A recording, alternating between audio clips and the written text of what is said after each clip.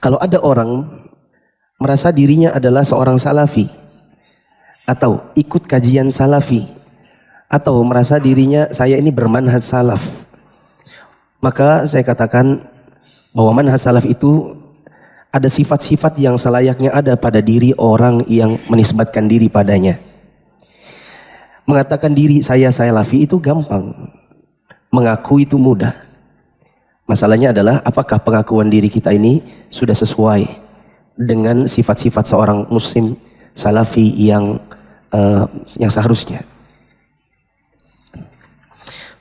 Di buku yang cetakan lama ada di halaman 251, buku cetakan baru halaman 250, 55 dan 51. Oke.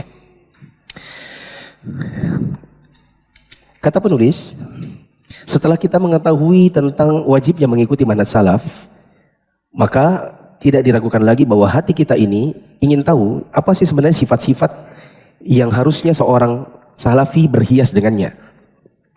Kalau dia mengikuti manhaj para sahabat dan merasa atau berharap masuk ke dalam al-firqatun najiyah, maka dia harus berhias dengan sifat-sifat berikut ini sampai meninggal dunia.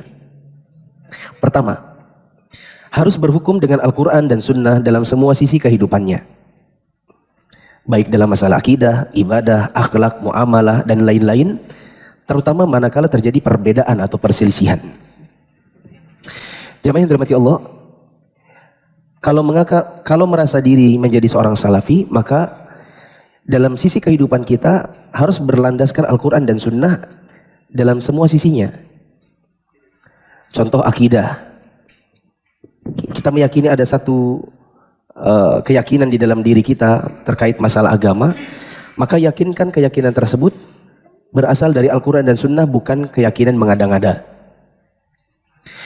Kalau kita mengerjakan sebuah ibadah, apapun itu, sholat, puasa, manasik, dan lain-lain, maka yakinkan bahwa ibadah ini kita bangun di atas Al-Quran dan Sunnah, bukan mengada-ngada.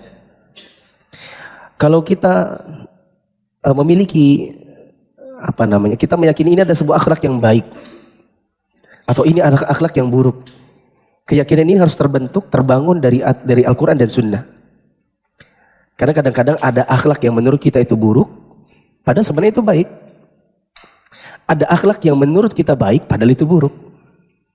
Contoh, ghibah. Ghibah itu kan menggunjing, menceritakan sebuah keburukan yang ada pada seseorang. Sebagian orang mengira ghibah itu mutlak haram, mutlak gak bagus. Padahal di dalam syariat ada 6 ghibah yang boleh. Di antaranya adalah menghibahi pelaku kemusyrikan yang dia terang benderang mendakwahkan keyakinannya kepada orang-orang, bahkan menjadi da'inya, menjadi ustadznya. Lalu kita bicara di majelis ilmu misalnya untuk mengajak kaum muslimin menjauhi ajakannya. Ada seorang da'i misalnya ngajak ke kuburan. Mereka bilang, ayo ke kuburan wali fulan. Bayarnya misalnya 3 juta per orang. Nanti fasilitasnya bis, penginapan, bla bla bla. Nanti kalau kita ke sana, insya Allah naik jabatan, tambahan rezeki, jodoh lagi, anak, dan lain-lain. Asalkan di sana misalnya iktikaf 1 hari 1 malam, misalnya begitu ya.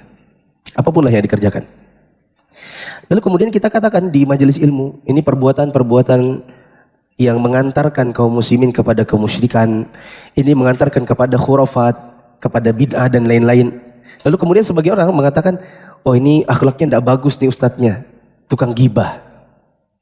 Versi mereka itu ghibah yang merupakan akhlak buruk. Padahal di dalam Islam itu justru disuruh, dituntunkan. Di dalam Islamnya ada 6 ghibah yang boleh. Ya. Ada orang misalnya suka gaul di masjid, kadang-kadang ikut pengajian, jenggotnya panjang, tapi dia punya kebiasaan misalnya ngutang sini, ngutang sana, deketin si ini, deketin si itu, nanti ngutang si lagi, ngutang lagi, ngutang lagi, ngutang lagi, tapi tidak ada yang dibayarnya. Akhirnya lama-lama kan kedengaran nih, oh si fulan itu rupanya suka dekat-deketin orang-orang baru, itu ngutang. Dan gak ada yang dikembalikannya. Lalu kemudian ada sebagian orang yang mentahdir. Tahdir itu maksudnya memberikan peringatan. Kamu kalau dekatin sama fulan, kenalan ya kenalan. Tapi kalau dia ngajak kamu untuk muamalah bareng, syirkah, apalagi kalau dia pinjam duit, jangan. Soalnya daripada nanti kamu awalnya maksudnya mau bantu orang, belakangan kamu kesusahan lagi uangmu lagi. Ya. Lalu kemudian si fulan ini merasa tersinggung karena suara namanya mungkin sudah mulai dikenal orang sebagai tukang utang dan tidak pernah kembalikan. Akhirnya dia ngomong sana kemari, itu ustadz gak bagus akhlaknya. Itu ikhwan itu meskipun senior itu gak bagus akhlaknya. Masa suka gibah, suka fitnah. Versi dia akhlaknya gak bagus. Tapi di dalam Islam bisa jadi itu termasuk di antara ghibah yang dituntunkan. Karena mewanti-wanti orang agar tidak jatuh ke dalam kezaliman. Karena si fulan dikenal demikian. Nah. Yang kedua, berpegang pada penjelasan dari para sahabat tentang setiap permasalahan agama secara umum dan lebih khusus lagi mengambil penjelasan mereka dalam masalah akidah dan manhaj. Ini sebagai pelengkap dari nomor 1. Artinya, setiap orang bisa saja mengklaim dirinya berhukum dengan Al-Quran dan Sunnah.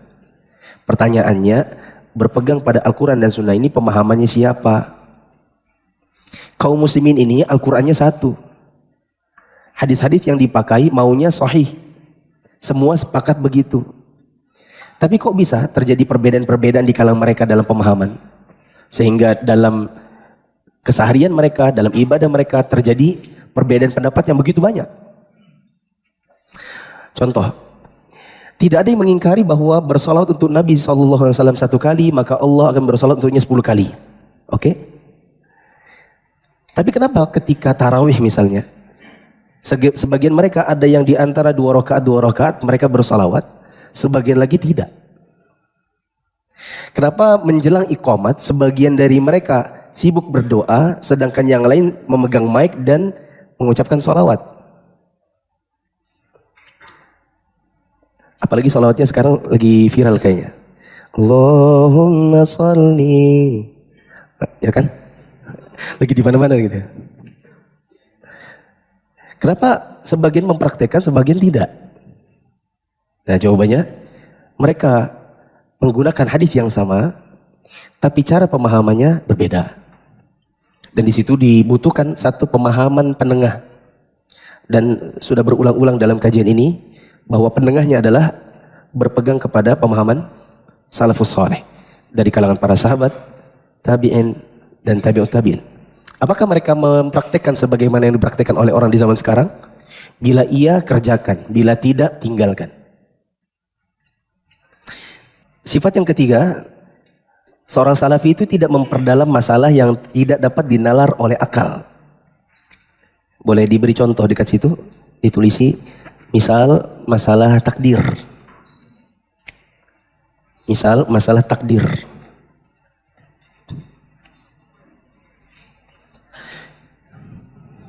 Sebagian orang jatuh ke dalam kekufuran dalam masalah takdir karena mereka berusaha untuk memperdalamnya tapi tidak dengan pemahaman yang benar. Ya. Kata penulis, hal itu dikarenakan menurut ahlu sunnah atau salafiyin, Al-Quran dan Sunnah lebih didahulukan daripada akal. Dan pada hakikatnya tidak ada pertentangan antara dalil yang tegas dan jelas atau sharih, yang sharih dengan akal yang jelas atau akal yang sehat. Saya kira ini bukan tempatnya lagi untuk saya detailkan masalah ini karena sudah berlalu juga dalam karakteristik manhaj salaf yang sudah berlalu. Tapi intinya, kita dalam masalah yang mungkin tidak dapat dinalar oleh akal, maka yang dibutuhkan adalah keimanan dan bukan menggali mendalam, apalagi menggali sendiri tanpa bimbingan seorang ahli. Nah. Kemudian yang keempat, memperhatikan tauhid uluhiyah. Tauhid uluhiyah ini seingat saya belum ada penjelasannya, mungkin nanti di bab-bab setelahnya baru ada. Intinya adalah tauhid uluhiyah itu mengesahkan Allah dalam perbuatan hamba kepada Allah, seperti berdoa, isti'anah, istighotsah, bertawakal, bernazar, menyembelih dan lain-lain. Ya. Maka tauhid uluhiyah ini merupakan asas dan kita wajib untuk memberantas dan memerangi apa saja yang mengurangi tauhid, berupa syirik besar atau yang menafikan kesempurnaan iman, berupa syirik kecil dan perbuatan bid'ah. Ya. Boleh ditambahkan dekat situ. Seorang salafi itu sangat memperhatikan tauhid uluhiyah, maka dakwah salaf mengedepankan tauhid uluhiyah.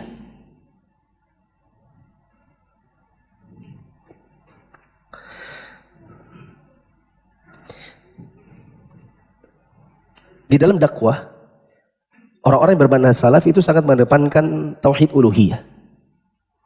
Mengajak kaum muslimin untuk mengesahkan Allah dalam peribadatan kepada Allah. Ya. Mengajak kaum muslimin untuk mengesahkan Allah dalam peribadatan kepada Allah. Maka di dalam dakwah salaf sangat diperangi yang namanya kemusyrikan dalam bentuk misal berdoa kepada yang selain Allah, isti'anah atau minta tolong, istighotsah atau minta tolong dalam kondisi sangat sulit ditujukan kepada yang selain Allah. Ya, maka kalau juga ada yang berkata itu dakwah salaf itu suka menyinggung amalan orang.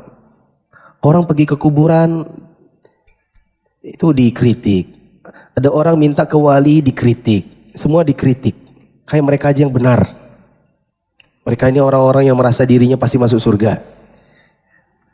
Maka kita katakan itu wajar kalau kemudian ada yang merasa tersinggung karena memang di dalam dakwah sunnah atau dakwah salaf mereka mengingkari ada perbuatan orang-orang yang suka datang kepada yang selain Allah meminta sesuatu. Seperti misalnya ke kuburan. Ya. Sedang musim paceklik, tidak bisa panen, sedang ada bencana alam. Mereka mengingkari perbuatan-perbuatan sebagian orang meskipun bajunya baju Islam, KTP-nya KTP Islam, yang mereka kadang-kadang misalnya meletakkan sesajen di gunung supaya gunungnya berhenti meletus, meletakkan sesajen di laut supaya tidak tsunami. Karena mereka meyakini ini perbuatan apa namanya? Perbuatan syirik. Ya, sedangkan dakwah-dakwah yang bukan dakwah salaf karena memang mereka tidak terlalu concern dengan dakwah atau dengan tauhid uluhiyah, makanya mereka juga tidak terlalu suka menyinggung masalah itu. Dakwah yang concernnya di bidang politik misalnya, yang mereka dalam khutbah Jumat, dalam kajian tematik, selalu yang dibahas isunya adalah isu politik. Mereka memang tidak terlalu perhatian dengan yang namanya tauhid uluhiyah. Memang mereka tidak punya concern dengan penyembahan terhadap kubur, istighotsah di kuburan, sesajen di kuburan, di gunung. Itu tidak terlalu diperhatikan. Karena bukan concernnya mereka. Yang kelima, kalau kita mau menjadi seorang salafi, maka sifatnya adalah tidak suka berdebat dan tidak bermajelis dengan ahli bid'ah. Tidak mendengarkan perkataan mereka dan tidak menyampaikan syubhat-syubhat mereka. Ini karena ini adalah jalan para salafus saleh. Disebutkan di sini Asma bin Ubaid rahimahullah mengatakan, dua orang pengekor hawa nafsu, maksudnya ahli bid'ah, masuk menemui Muhammad bin Sirin. Keduanya berkata, wahai Abu Bakar ibn Sirin, bolehkah kami menyampaikan satu hadis kepadamu? Maka Ibnu Sirin mengatakan, tidak boleh. Keduanya berkata lagi, kalau gitu bolehkah kami membacakan satu ayat dari kitabullah? Beliau menjawab, tidak boleh. Pergi saja kalian dariku atau aku yang pergi dari kalian. Ibnu Sirin ini salah satu dari tabi'in. Dan sifat beliau ini atau sikap yang beliau ambil ini juga dilakukan yang sama oleh orang-orang yang lain dari kalangan para tabi'in atau salafus saleh. Di mana kalau mereka dapati ada orang yang merupakan kalangan ahli bid'ah, dai-dai yang suka mendakwahkan kebid'ahan, maka kalau mereka menyampaikan ayat atau menyampaikan hadis, mereka lebih milih untuk tutup kuping. Lebih milih untuk maaf enggak.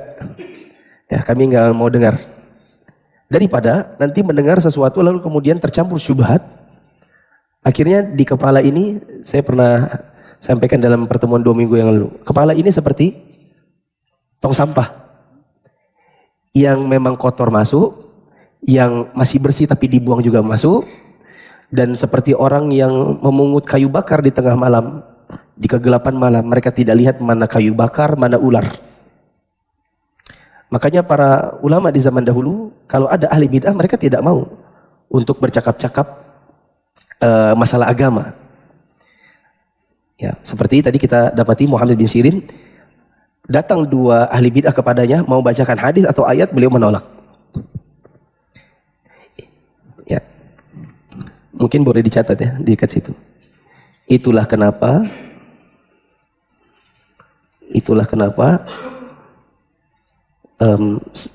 sebagian masjid yang DKM-nya Salafi tidak menjadwalkan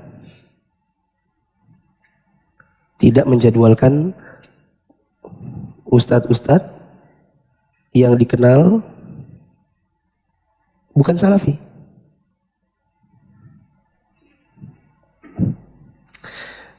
Kalau ada yang berkata, itu kenapa masjid Atin itu ustadznya itu aja misalnya.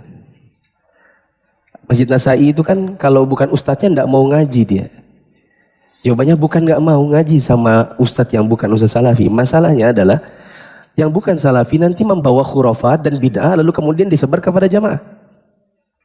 Ketika disebar kepada jamaah, DKM-nya memfasilitasi, maka DKM-nya bisa berdosa. Karena memfasilitasi kebid'ahan disebarkan kepada kaum muslimin. Nah, lagi pula kita nanti tinggal balik saja. Lah Anda kalau dengar Ustaz Salafi mau atau enggak? Berapa banyak masjid yang DKM-nya memang bukan Salafi, mereka paling anti dengan yang dakwah Salafi. Ya. Jadi sama saja.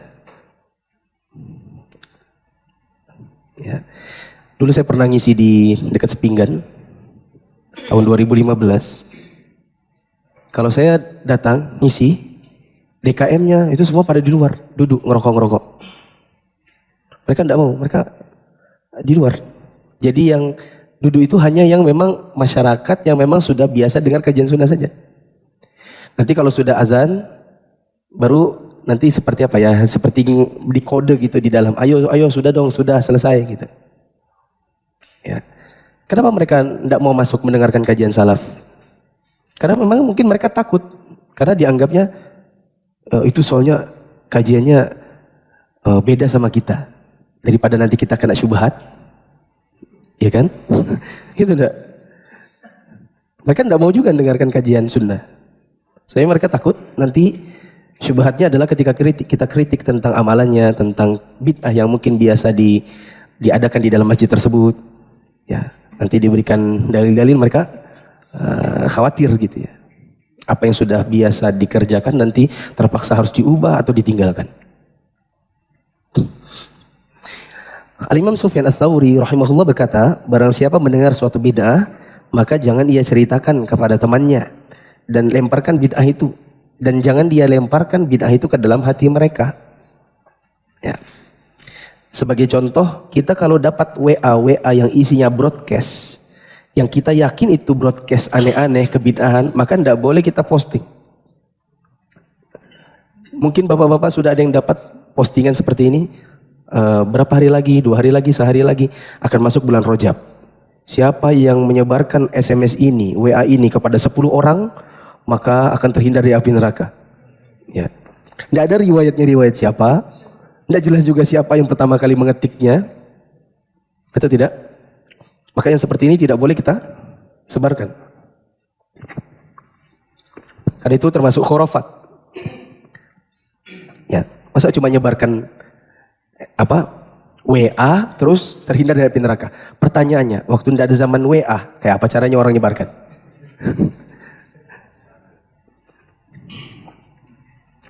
Kemudian yang keenam, tunggu dulu, saya pikirkan dulu nomor 5 nih ya. Tidak berdebat. Oh ya, Terkait nomor 5 ini juga tidak berdebat dengan ahli bid'ah. Mungkin teman-teman tahu bahwa di YouTube saya, di Facebook dan Instagram saya termasuk yang cukup sering ada rudud. Rudud itu artinya membantah pemikiran-pemikiran sebagian orang. Ada kalanya saya sebut nama, ada kalanya tidak sebut nama. Ya, seperti dulu saya pernah membantah, nanti diedit nggak apa-apa. Saya membantah. Saya pernah bantah sebagian pemikiran.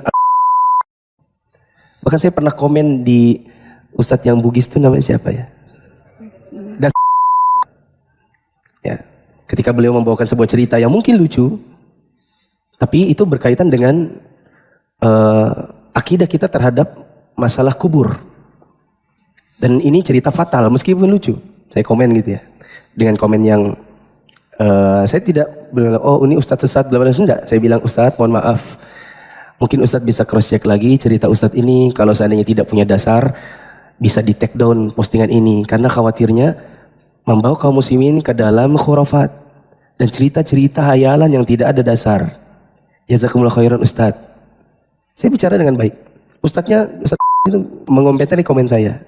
Oh iya Ustadz, mohon maaf, ini saya cuma sekedar dakwah bla bla bla bla bla. Ya kan? Nah di sebagian video saya di YouTube, sebagian video saya di Facebook, begitu juga di kejadian saya komen di sebagian akunnya orang-orang yang saya yakini ada pemahaman menyimpangnya. Ya. Kadang-kadang ada sebagian orang yang bilang gini, kalau berani jangan di media sosial, ayo ketemu langsung debat, gitu. Saya pribadi, pertama, saya bukan tidak berani dari sisi bertemu lalu kemudian didiskusi, bukan. Ya. Tetapi pertama, tidak berdebat dengan ahli bid'ah itu termasuk akidah. Itu satu. Termasuk di antara jalan para salafus saleh. Yang kedua, saya cuma berkaca dari orang-orang yang lebih dahulu, lebih besar, lebih kibar dari sisi ilmu dan dari sisi usia. Ustaz Firanda pernah debat dengan siapa di Batam? Ya. Yang ada setelah di kamera, omongan-omongan Ustaz Firanda justru dipelintir-pelintir. Lalu dianggap ini dokter Wahabi kayak gini doang ilmunya. Ini dokter Wahabi nggak ngerti apa-apa dan seterusnya. Padahal kalau kita mungkin nonton versi utuhnya dengan keyakinan kita, ya itu banyak, kalau bahasa orang Bali Bapak itu kempalnya, gitu. Tapi ketika sudah dipotong, lalu kemudian disebarkan, jadinya terbalik. Ya. Maka saya berkaca dari itu, saya pikir kalau pendahulu-pendahulu yang mungkin lebih utama dari sisi ilmu dan dari sisi usia pernah melakukan hal ini dan saya tidak tahu apa yang terjadi pada lawannya, maka mendingan saya habiskan waktu untuk menulis buku. Yang ketiga, mungkin tidak di level saya juga. Saya bukan pada kapasitas ustadz-ustadz yang apa namanya seperti Ustadz Firanda yang mungkin lebih layak ya untuk menjelaskan dengan versi perdebatan dalam satu majelis dengan orang-orang demikian. Mungkin mereka lebih utama. Ya, apalah artinya kita ini untuk berdebat dengan orang-orang demikian. Faktor yang keempat kenapa saya menghindari majelis-majelis seperti itu, karena memang kadang-kadang di dalam sebuah perdebatan itu pemenangnya bukan yang memiliki dalil. Kadang-kadang pemenangnya adalah yang pintar berbicara, yang paling lancar. Makanya Nabi SAW sampai-sampai beliau pernah mengatakan begini, ketika ada dua orang, mereka berselisih pendapat tentang misalnya masalah tanah atau masalah muamalah. Satu dari dua orang sahabat ini mengklaim, yang satu mengatakan dia yang punya, satu lagi mengatakan dia yang punya. Sampai sini paham? Ketika Nabi mengadili mereka, lalu akhirnya Nabi putuskan pemenangnya adalah si A, bukan si B.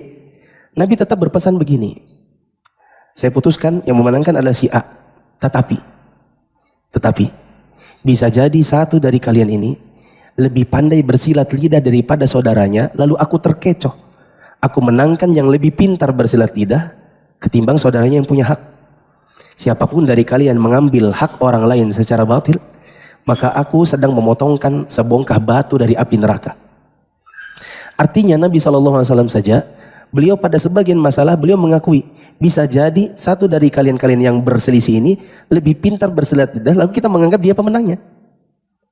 Dan itu yang mungkin akan terjadi pada sebuah perdebatan masalah agama dihadiri oleh ustadz-ustadz. Kadang yang menjadi pemenang di situ bukan yang punya dalil, bukan yang bermanhaj salaf, tapi ahli bid'ah yang pintar silat lidah. Maka majelis seperti ini, kalau saya pribadi bukan prioritas untuk kemudian saya hadiri atau misalnya saya diundang lalu kemudian saya datang. Ya. Kadang-kadang nanti jadi bunuh diri. Kadang-kadang bunuh diri. Pernah di Masjid At-Taqwa, beberapa tahun yang lalu saya tidak terlalu ingat, intinya di bawah 2010 lah. Itu ada perdebatan antara Idrus dengan ustadz yang masjidnya di pertigaannya terminal. Paham ya? Kantor pajak lama.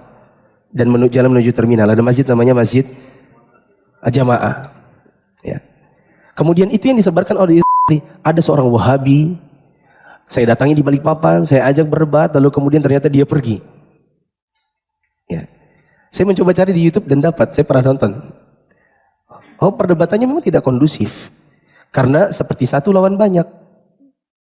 Yang Romli ini banyak pengikutnya, lalu kemudian memberikan suara-suara sorakan yang akhirnya membuat diskusi itu tidak ilmiah lagi.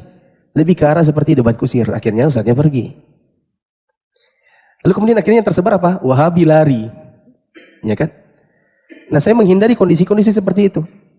Mendingan kita jaga diri daripada kemudian dibully, dihinakan di situ, padahal kita maunya untuk meluruskan sebuah penyimpangan yang ada, kita terjebak dalam sebuah perdebatan yang tidak ada ujungnya. Begitu. Wallahu a'lam bishawab. Yang keenam,